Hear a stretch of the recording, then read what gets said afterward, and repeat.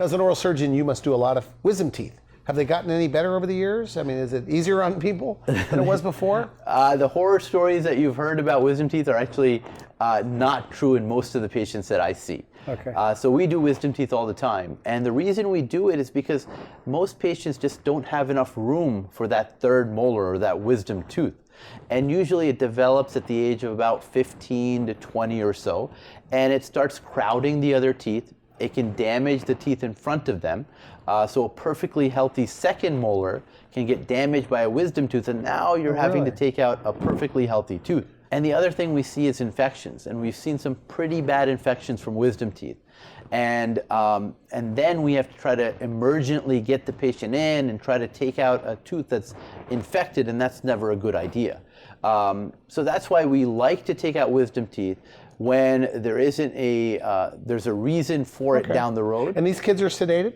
Like a little bit of IV sedation? Exactly. So light IV sedation, they don't feel anything while we're doing it, and they wake up and their wisdom teeth are done, and they don't have to worry about it for the rest of their lives. So if they do it on a Friday, do they have to miss school?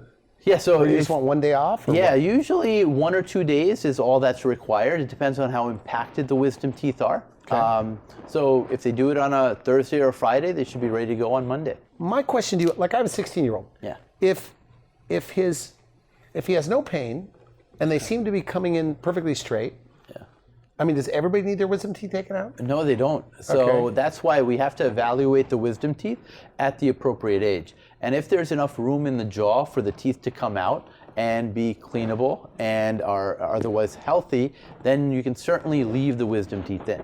But for the most part, it's not a good thing to keep them. Most people don't have enough room, and that's why we like to take them out. it'll cause like them to have crooked teeth? It can. It can push on the other teeth, and you can have issues with crowding and other changes in the shape of your smile. Okay, so now why go to an oral surgeon for your wisdom teeth over a general dentist? And they're doing more and more of these. Sure. So we specialize in surgery of the mouth. So we do this on a daily basis, while others may do it once a week, once a month. We do it on a daily basis. So we've got the technique down perfectly so that the complication rate goes down.